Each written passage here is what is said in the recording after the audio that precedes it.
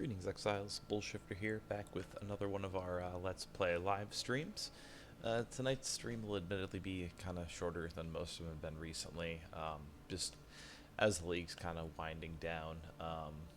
Just kind of trying to cover just a few of the last bases before the season's completely over. I'm actually a bit uncertain of exactly when the league ends, just because I was under the influence that it would end when Flashback ended. I thought they were supposed to coincide. But it does appear that since console, at least PS4, got a little bit of a late start to Synthesis, they're letting us play Synthesis a bit longer, which I guess also kind of makes sense because PC will also be starting Legion League a few days before us as well. They may have actually started, I think that starts tomorrow on PC, possibly tonight. So basically, we have a little bit of extra time to wrap up some Synthesis content. In regards to that, another reason why the stream will just be a little bit shorter tonight is I'm just kind of in a strange mood after finding out that my video about things to do in Synthesis League before the league ends was actually kind of stolen from a website, or stolen by a website.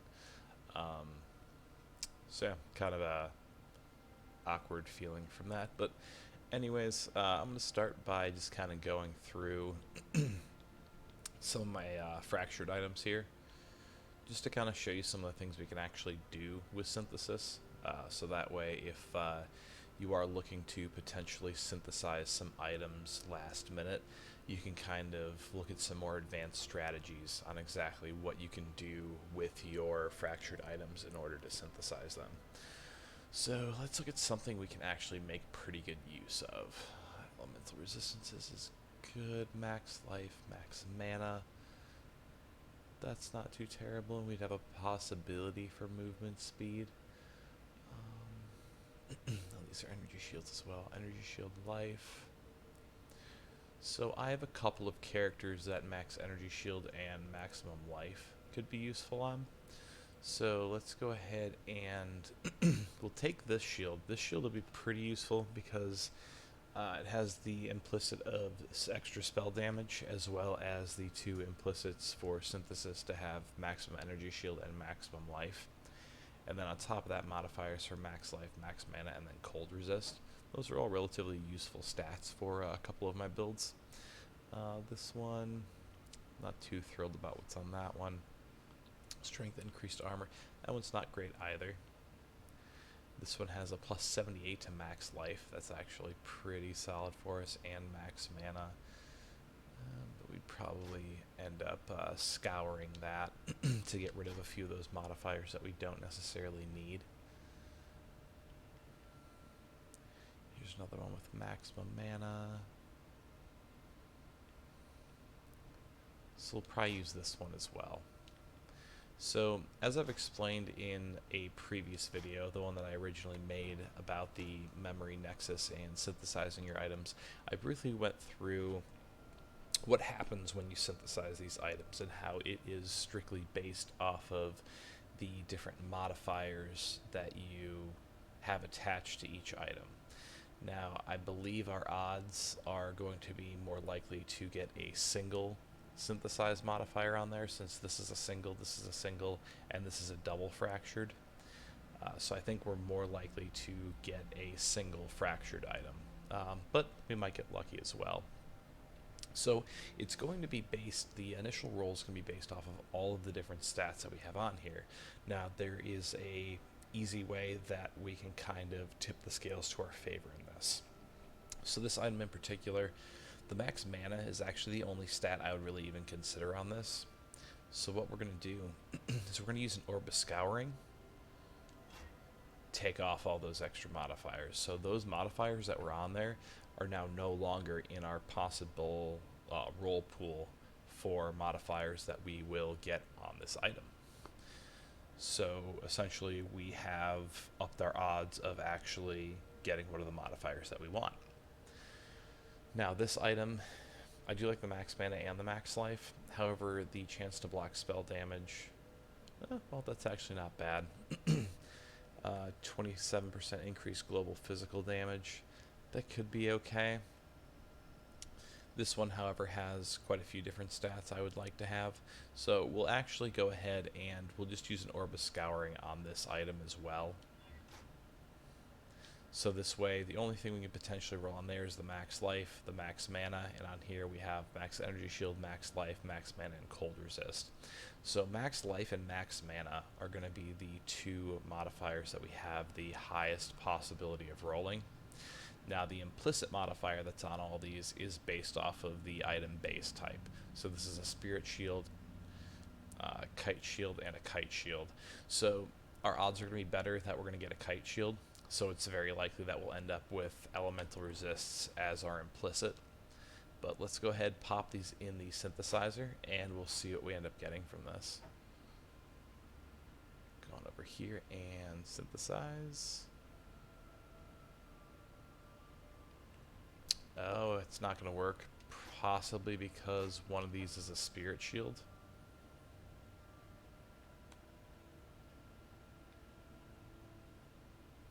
Oh, actually, I believe it's because these are no longer rares. So we'll actually have to upgrade those. So do that with a Regal Orb. Yeah, because when we scoured it and removed those modifiers, we actually brought it back down to a magic item as opposed to a rare, and they have to be rare in order to actually be modified. So we will apply that. Mana gained when you block. Hopefully we don't get that modifier on there. Max mana. So that's actually good. So because our likelihood of getting this mana gained when you block is so low, we're just going to leave that on there as opposed to scouring it back off and using the extra currency. So now it actually will let us synthesize. It's because I had them as magic items still. So let's look at these one more time before we go ahead and finish our synthesizing. So we've got max life and max mana in the pool, more max life, more max life, more max mana, energy shield and cold resistance, mana gain when you block, and more max mana. So mana and life are going to be heavily weighted in this potential roll. So let's go ahead and synthesize.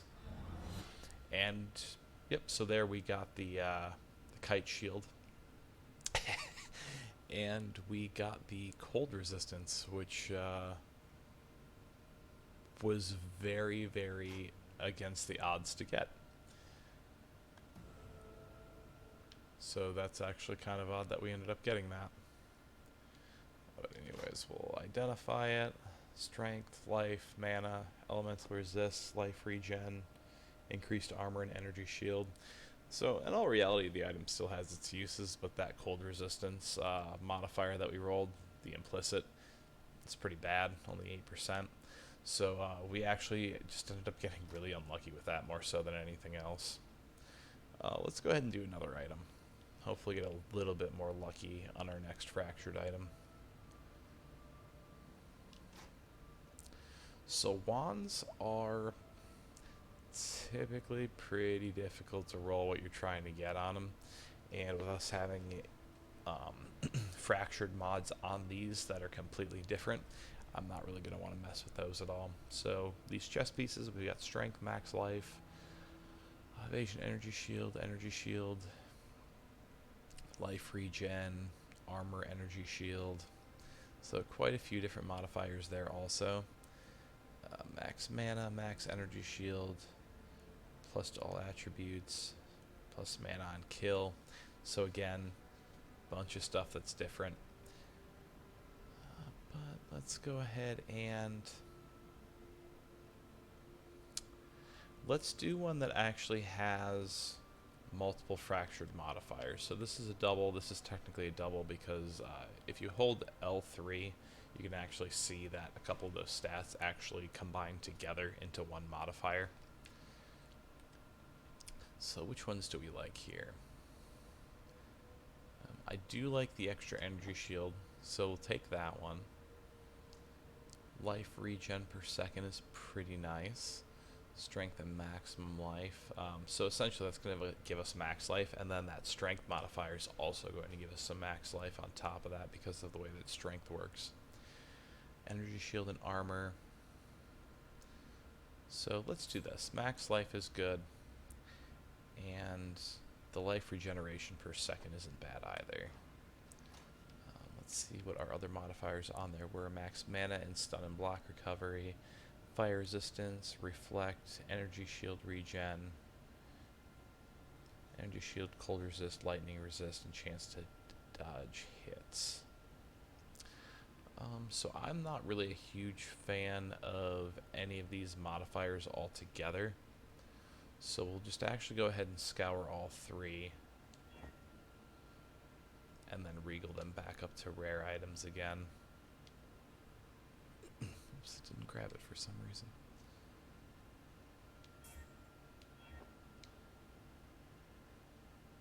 Oh, actually, never mind, because they both have, the only reason why those rare items from before went down to blues was because they were only single fractured items.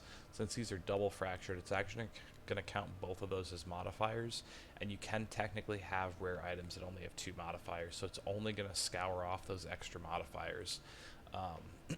So that's actually some incentive. As you can tell, I haven't done any synthesis crafting in a while. But basically the reason why this works, if we do double fractured, they will stay as rare when we scour them. So I would almost actually completely avoid scouring single fractured items. So just disregard that beginning point, and yeah, try and scour down double or triple fractured items. And if you ever want to double check, you can always hold L3 to make sure that something with 2 different modifiers on there isn't actually just a single fractured.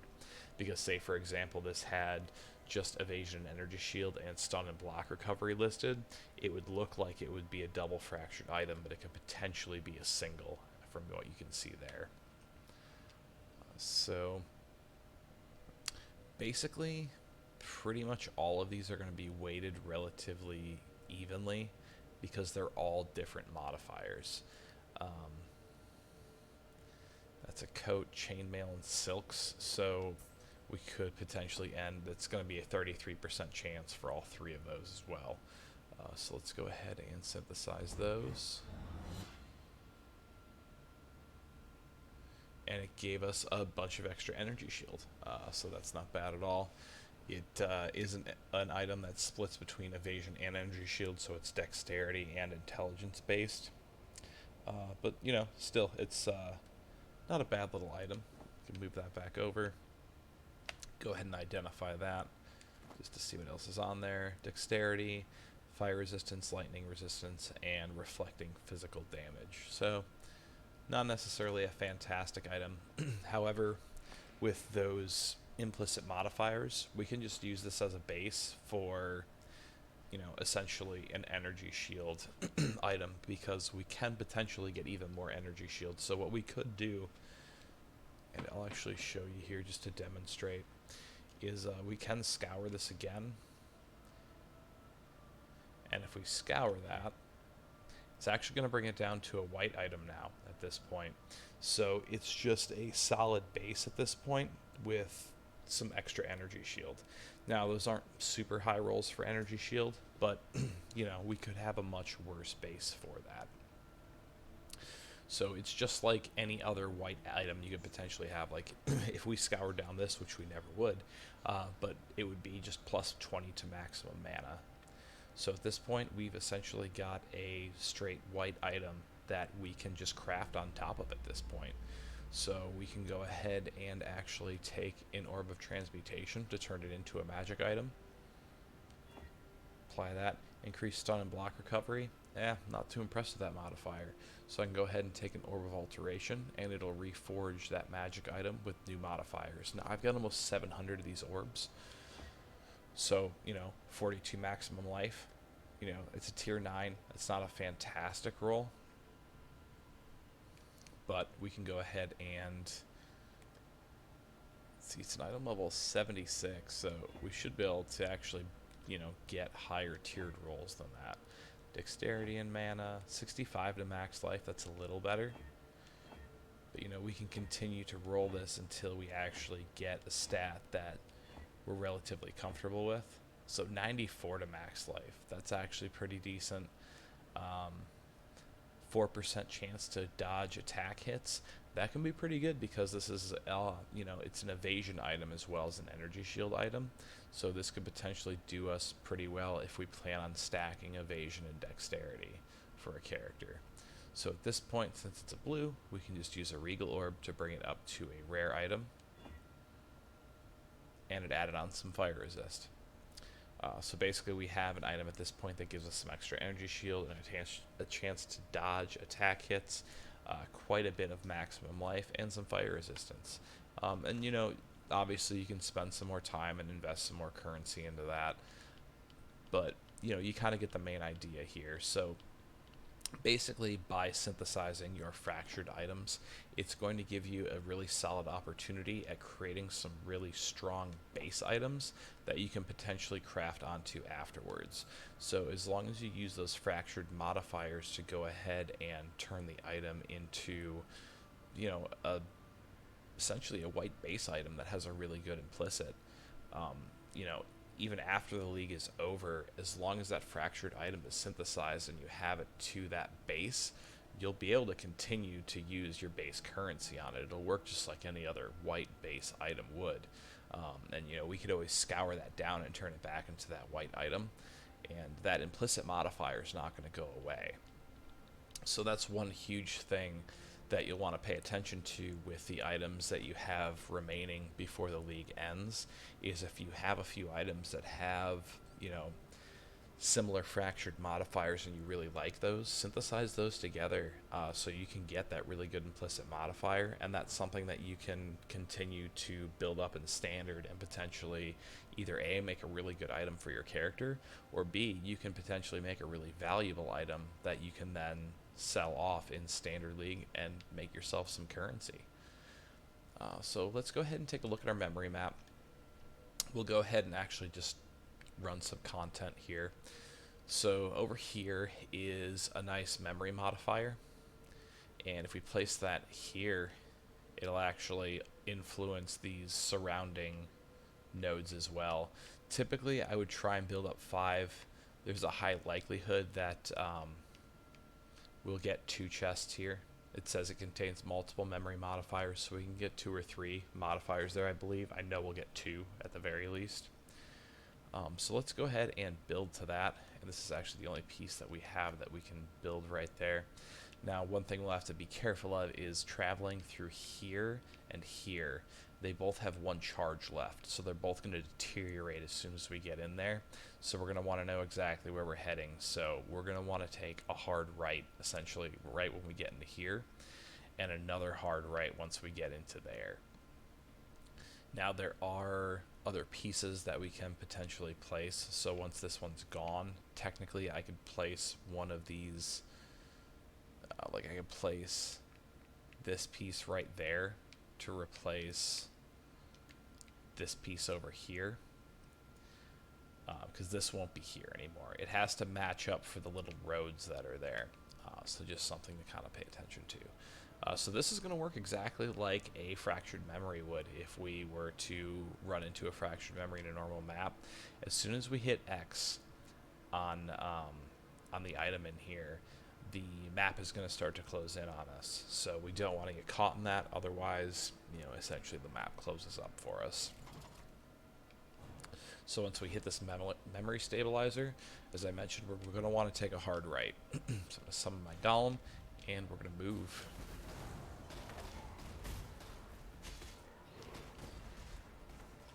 Put our overhead map on, makes it a bit easier to manage this.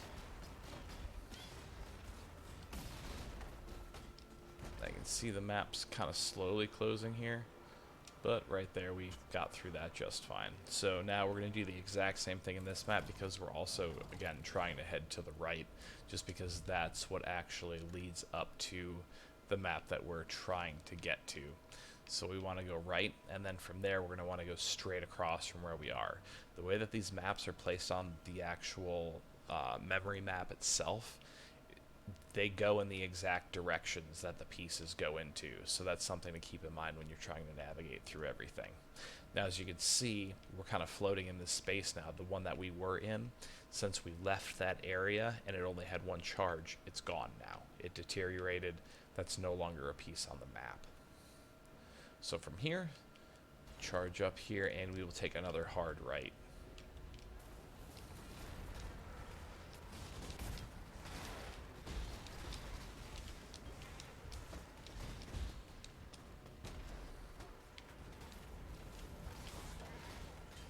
So we'll want to activate this memory stabilizer.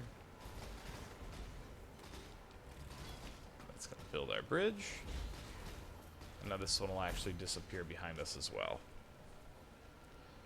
So we can go ahead and check that memory map again. And we should see that piece gone also. Oh, well. It's technically still gone. It says decayed area. But yeah, if we were to go back in there, it would be gone. Now this map we're not going to have to rush through because it has 2 charges left. So it's not going to be closing in on us because it's not decaying. It would only be decaying if there was only 1 charge left. So we can actually take our time and loot and kind of do whatever we want here. We're not going to have to be concerned with the map closing in on us and us not reaching our destination that we're trying to get to. So now that I walked away from this bridge, I'm pretty sure now, yeah, now that map piece has disappeared. So we'll go through here.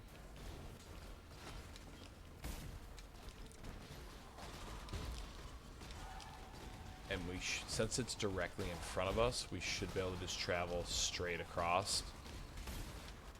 Yep, and it's right there. Sort of a chance.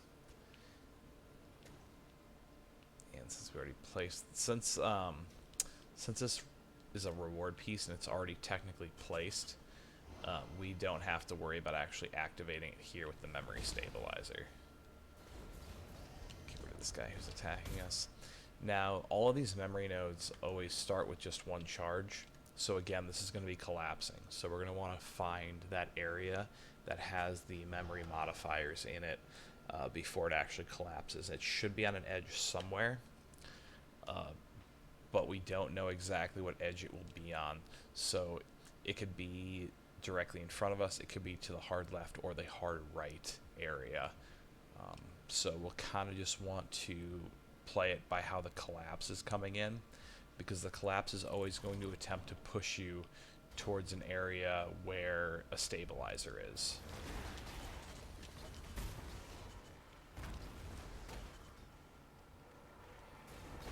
So fortunately it's not decaying very quickly. It's actually a bit difficult to tell exactly where it's decaying from. So I think it might be directly in front of us.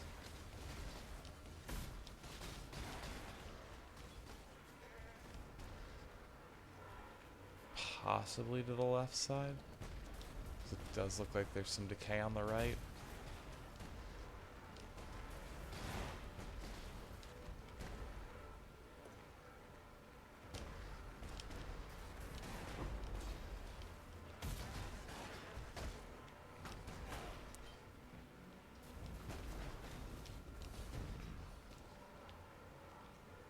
Difficult to tell, actually.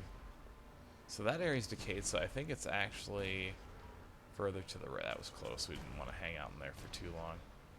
So we need to make sure our pathways over here to the left don't close up, otherwise we might not get this reward.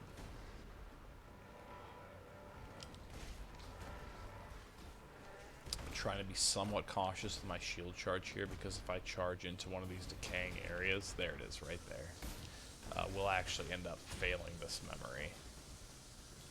There, all we have to do is hit the stabilizer, and much like when you're in a fractured memory, in a map or in the game areas, it's going to drop all of your items near you. So from here, you can see we have 2 memory modifiers, and when we click on those, it's just going to let us place it on one of these maps. And we're going to go ahead and, as I had mentioned earlier, we're going to...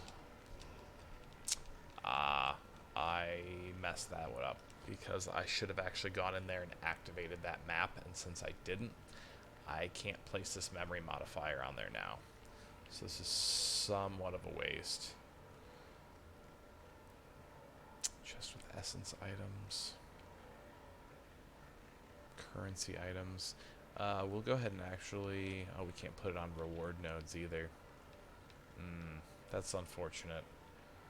So yeah, I kind of screwed this one up, so that's something to keep in mind also. That obviously I haven't done much synthesis content because I've been focusing on mapping the last couple of weeks, but we needed to go in and actually touch the stabilizers to technically place these maps. So that's kind of unfortunate. Let's go in here and...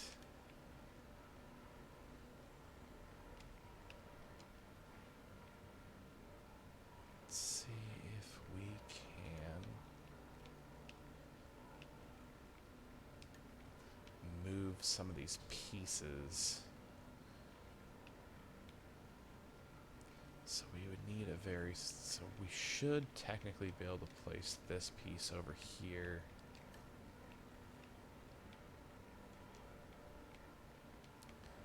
Also place this piece here.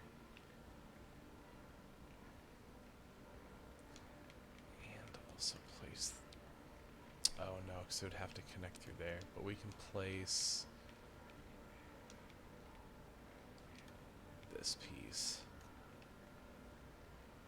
So there's not another connecting piece that goes from there to here because this is actually the node that we're in. But let's see if...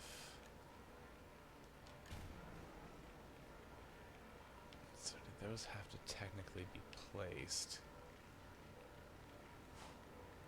Yeah, those had to be placed as well. So it's kind of unfortunate. We're going to be wasting those a little bit.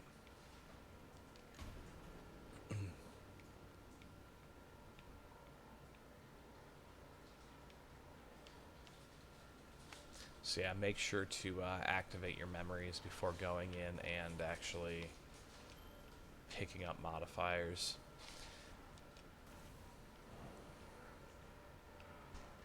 Now what we could do at this point, because of the fact that we probably don't want to run this again because it could potentially start deteriorating if the maps reset. Yeah, no, exactly. It is like a giant puzzle. And I went ahead and jumped into the wrong area. From this menu, though, we should be able to... it's not going to let us there, but that's fine. We can...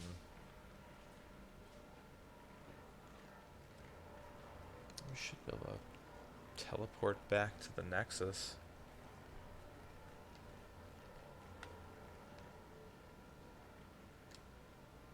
Oh, we just had to do it from there. So we hit R1, and it'll open up a portal. We can just go right back to the Nexus.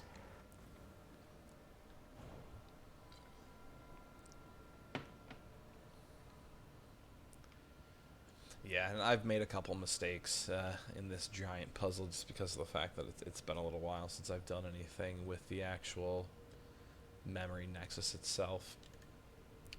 But at this point, I mean, since we placed a modifier there, we can go ahead and just run that map. It's got 3 charges, actually. So what we can do... so we don't have a lot of pieces, so we can't really build out any further than those areas that we've already built. But we can go ahead and collect some of these reward nodes, so you know, we can get some synthesized chests with some currency items. This will have essence items, more currency down here. And you can read through what's actually in there, but the little icons will also tell you what's in there too. So like the one that we were just in, that little icon represents modifiers. You know, that icon represents weapons. You know, so on and so forth. And you can kind of see, you know, Parandus items, fractured items. And you'll just kind of, after running enough of them, you'll just recognize the icons. So let's actually just go ahead and head through here, and we'll just run this map since we've got some modifiers on it. Now, if we would have just gone ahead and, say, gone into this map earlier, activated the stabilizer, and then went to the different edges of this map and activated the other maps around it, and then placed our modifier wouldn't have just affected this map. It would have affected the maps surrounding it too that we had activated. So since these are only placed but not activated, I didn't get any credit for modifiers on those, so I actually screwed that up.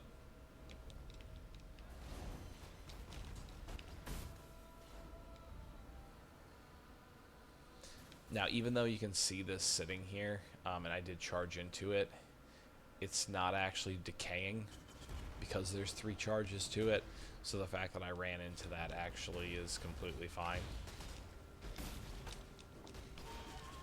Crap, the fact that I hit that button though and got myself killed was not fine. Whoops. I just wanted to show on the memory map here. So it's down to 2 charges, but that's just because we entered it.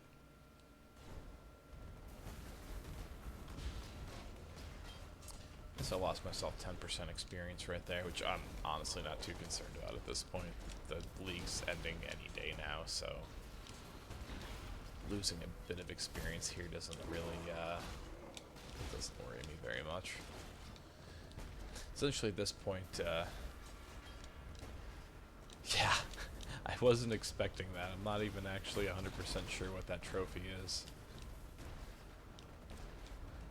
So, like, congratulations, you ripped.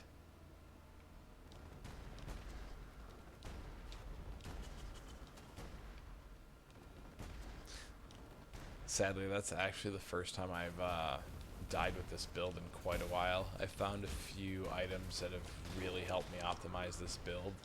So I've been running tier 12 maps without really any issue, and the only thing I've been struggling with is finding essentially more tier 12 maps to run and higher maps from there. So submits.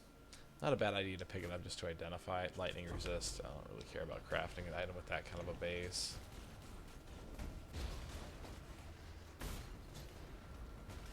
This Winter Orb build has actually been a ton of fun to run this league. And the biggest reason why I ended up running it this league is because there were some pretty heavy rumors that this would basically be your last opportunity to run Winter Orb before they nerfed it heavily. After the patch notes, though, I mean, the nerfs to Winter Orb actually aren't that bad. So, essentially, the projectile speed is going to be slower while you're traveling. So, like, when I'm using my movement skill here, I'll attack more slowly than I am currently. But if you're channeling in place, so if I walk into an area that has some enemies into it, you know, it's still going to offer that same ridiculous damage that you get from it now. So basically, you're just not going to be able to run as fast with Winter Orb, but you're still going to be able to walk into an area, channel, and mow everything down. So it'll stop your clear speed, it'll slow you down a little bit, but for the most part, it wasn't a really heavy nerf. Which kind of makes me happy, just because I would prefer to just see other skills brought into line with another skill as opposed to seeing heavy nerfs. I actually won't be running a Winter Orb this upcoming season just because I do want to try a melee build with all the melee improvements that they're putting in the game.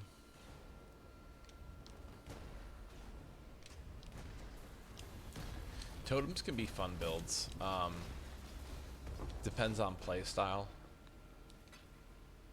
Just because with a lot of totem builds, you know, you can kind of set up your totems, and it's a lot like Necromancer builds, where you just have your minions, you know, do kind of the heavy lifting for you, and you apply, you know, your buffs or your curses or, you know, whatever else you may be doing. Maybe you do still have an attack spell that you're using on top of your totems.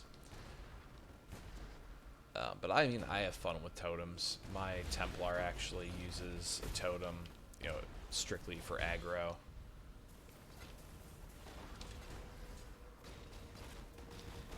I mean, this game does totems well just because there's so many different types. So you can actually get a lot of versatility out of them, depending on which ones you're using and what you're trying to do.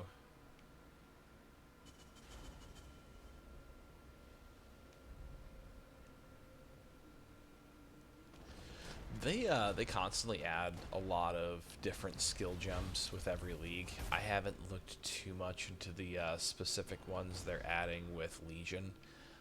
I'm assuming a lot of them will be melee based or movement based, because I know they talked about adding movement skills. I don't know if that meant just like a default movement in general, or if they were referring to movement skill gems. But it's probably only a matter of time before there's more arrow attacks, unless you're talking about like effects from the cosmetic shop. in which case, I mean, that's what directly makes them money. So, again, that's something I would expect to see more and more of over time. They do a relatively good job of addressing shortages in the game, or oh, we had a little bit of rubber band lag there. Addressing just things that need additions. Like with Legion League, Melee's been in kind of a bad spot for a while now, to the point where, you know, it did require a lot of different improvements. So after, you know, reading some of the patch notes, it's pretty easy to tell that they've been working on Legion League for a long time, and all the melee improvements to go with it for a long time. Which is one of the things that makes me excited about the longevity of the game. They care about what they do. They're constantly improving things. They definitely take feedback into account.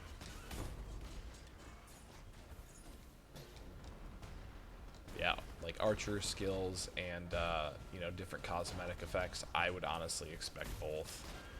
Maybe not right away. I don't know exactly what their game plan is for what's next. But I don't expect them to ever neglect anything in this game.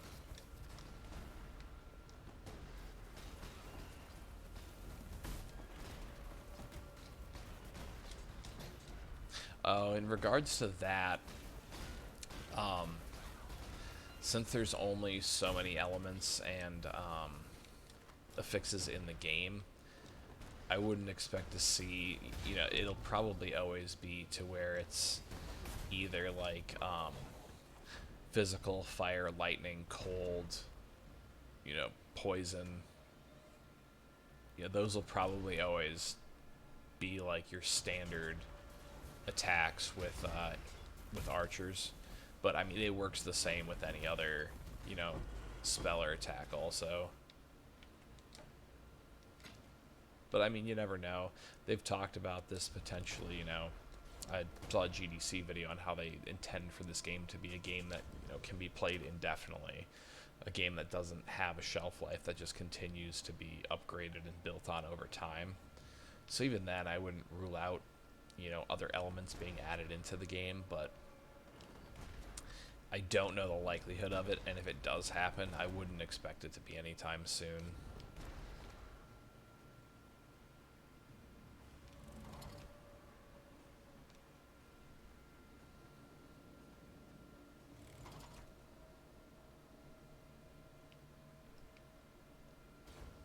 That'd be interesting.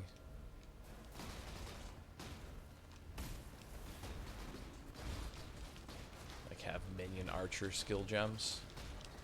That'd be kind of cool to see, actually.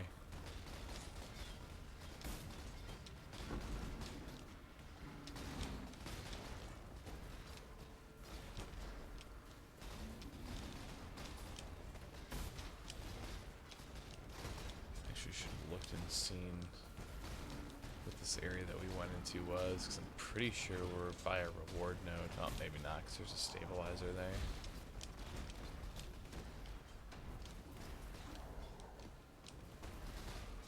So one thing to keep in mind too when you're running these memories that aren't deteriorating is that you actually have to pick up all your loot.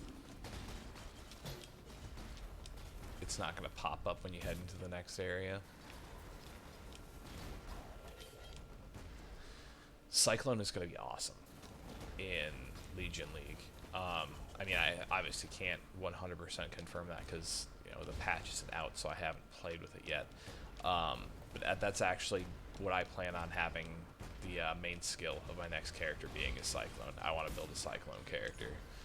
Just because from the trailer that I saw for Legion, they're making Cyclone actually be a channeling skill, much like how Winter Orb is. So I think the potential for Whirlwind to be, you know, a meta skill is definitely going to be there. I think you're going to see a lot of Cyclone builds.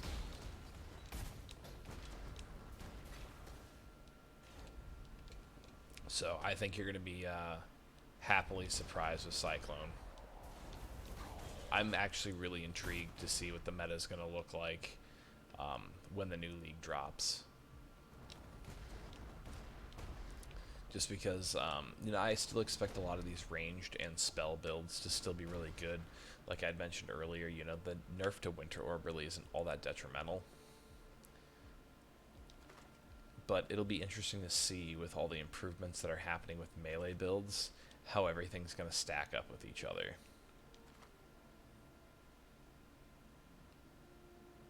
It's a pretty sweet flask. I believe I have one of those already.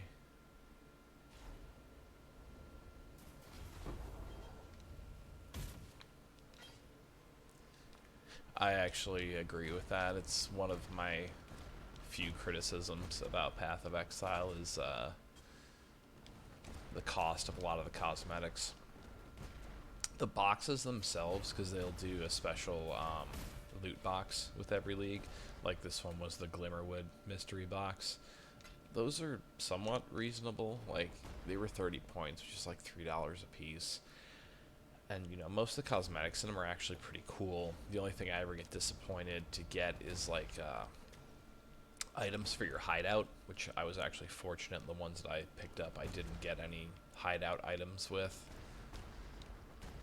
But, yeah, like, there are wings in the game that are literally over $60. It's pretty insane.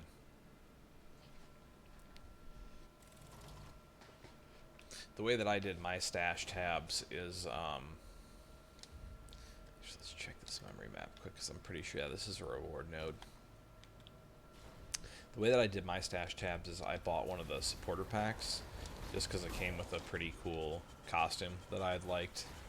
And then on top of that, you know, you get all that currency. Basically, you get all the currency that, you know, you paid for in dollars, you know, minus like $5 worth of currency. And I enjoyed the costume enough to the point where I actually thought the cosmetics were worth the, you know, $5 invested.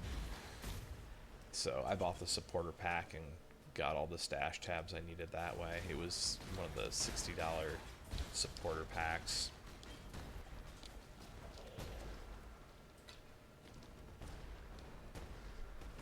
That way it's essentially like paying for a full game once, and then you have everything you need.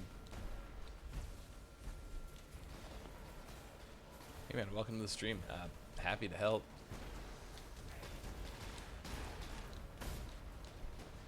Kind of the whole basis behind me creating the channel was just to,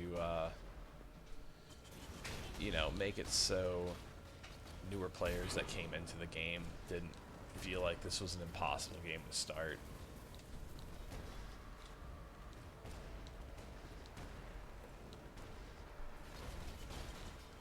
It's a game that takes a little bit of investment, but, you know, you can kind of decide for yourself, like, exactly how much you want to get out of the game itself. Like, if you just want to get through the main game and, you know, run earlier tiered maps, I mean, you can do that. I mean, your success in this game isn't based on getting to the top tier maps and running those maps. You know, a lot of people make you think that, but honestly, if you're running content and you're having fun, you know, maybe you just want to delve. Maybe you don't want to run maps. That's fine. There's nothing wrong with that. As long as you're, you know, enjoying the content that you're running, who cares if you get to tier 16 maps? Doesn't matter.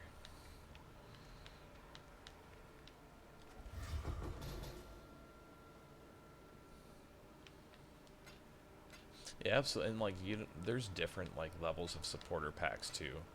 I can actually show them here because I think the new ones are actually up. So if you go under buy points, once it actually loads, yeah, it'll show you the supporter packs underneath the actual points. So $30 supporter pack, and it comes with 250 points, which is $25 worth of, you know, points. And you get that weapon effect, that portrait frame, and that cool looking panther pet. You know, or there's the $60 one, which comes with $55 worth of currency, and you know, you get that full costume set, and then all the items from the one above. This one actually seems like a pretty good value to me personally, just because that weapon effect I think is really cool, and you also get a set of wings, which wings seem to be like the most overpriced item in this game. The Blood Guardian supporter pack is pretty cool though too. That costume's pretty awesome. I think these are actually just some of the default ones. So the ones that were from Synthesis League are actually out of the shop already. But I believe the Pit Fighter, the Assassin, and the Vanguard are just like default supporter packs. They're pretty much always there. So I mean, you can get some pretty cool stuff from them.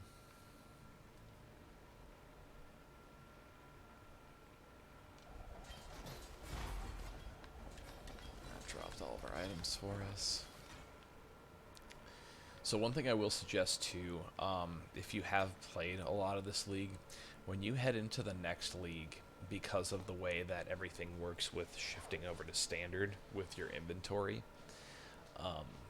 when it comes to like skill gems and stuff like that, I would only pick up superior skill gems, so ones that have a quality percentage added to them, unless it's a skill gem that you're going to use, just because that's going to make it a lot easier for you to manage that inventory.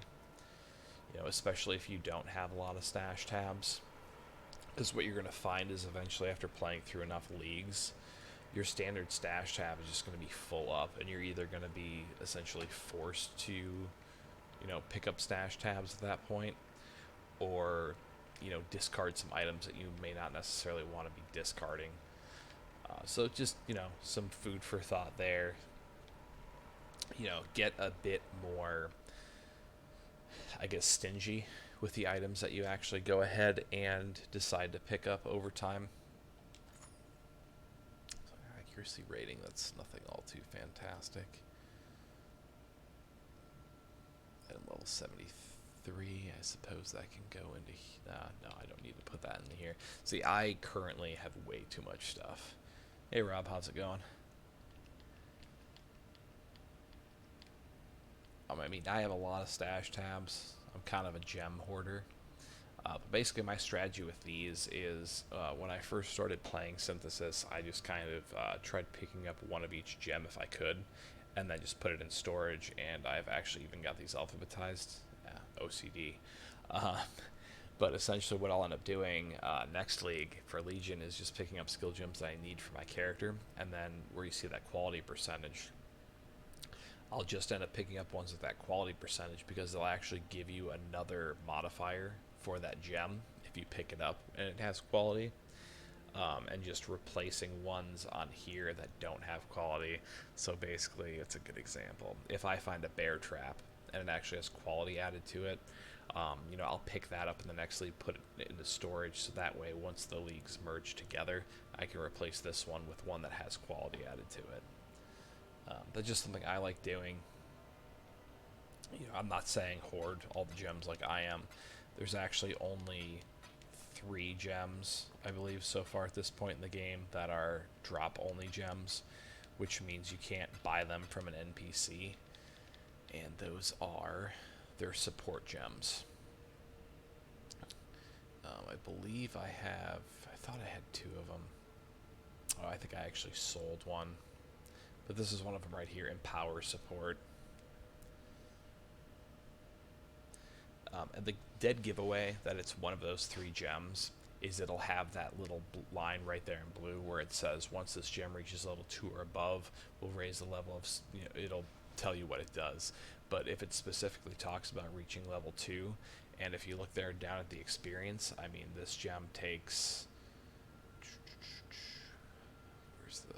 It's over 226 million experience to level up.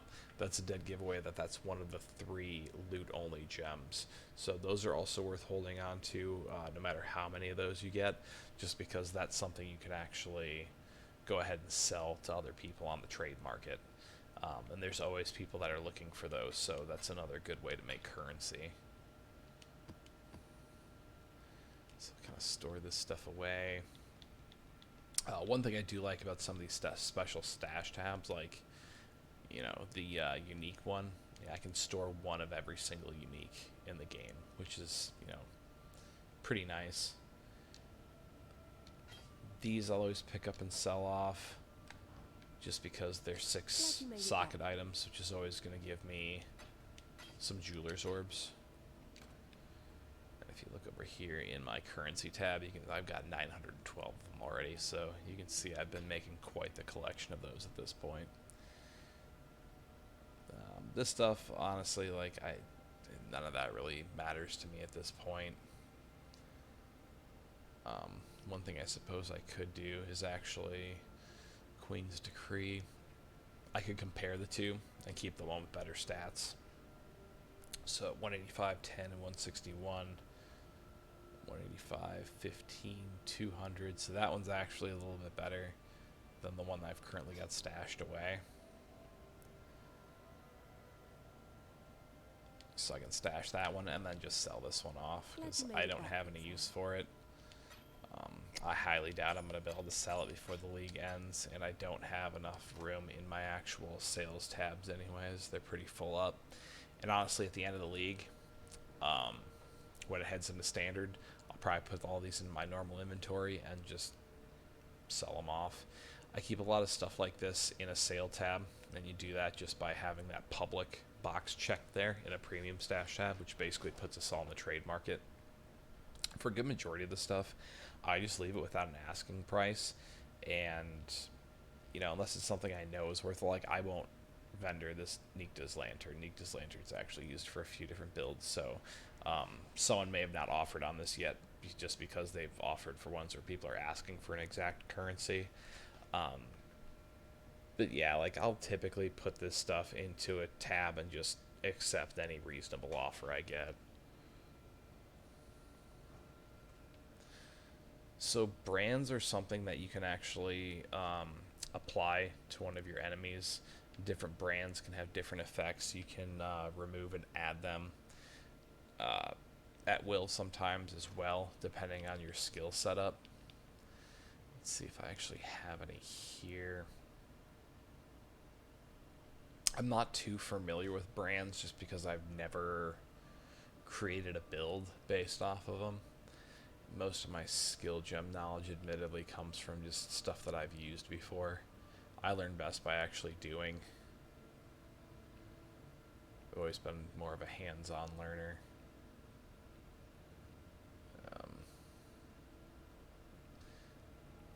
Yeah, essentially a brand almost works like a curse.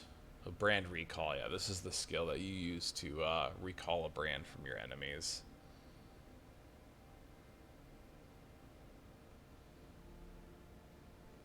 So, let's see if we can find an actual... I would assume most brands would be blue. I'd assume they'd be intelligence-based. Anyways, we've spent a bit of time looking. But, yeah, unfortunately, I don't know a ton about brands. I should see if... Mine was doing the same thing. Mine are still here too, so I think that's a glitch in the game. My unique and maps remove only are both still sitting there, even though I've emptied everything out of them. So hopefully once we get it all moved back over to standard, that'll be gone. I've just kind of moved them towards the end of my tab just so I essentially don't have to look at them anymore, because that bugs the crap out of my OCD. So at this point, really the only useful things we would be able to do in the memory nexus, aside from actually go out and map and grab some more pieces, would be to go through and activate some of these. Do two things for us essentially. Is one, it'll actually take them out of our reserve here, so we can actually go and grab more map pieces from actual, running maps and everything else. And the other thing it'll do is it'll help us build to these reward nodes over here, so we can actually collect some of those as well.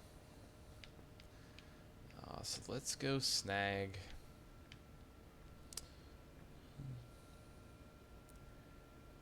Actually, so I'll probably actually call it a night from here.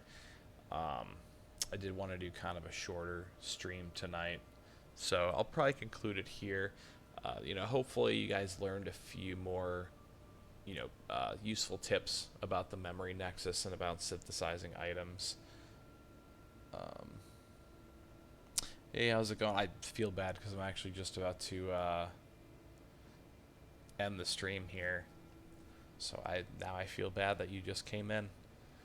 Um, but if you are online, usually around this same time.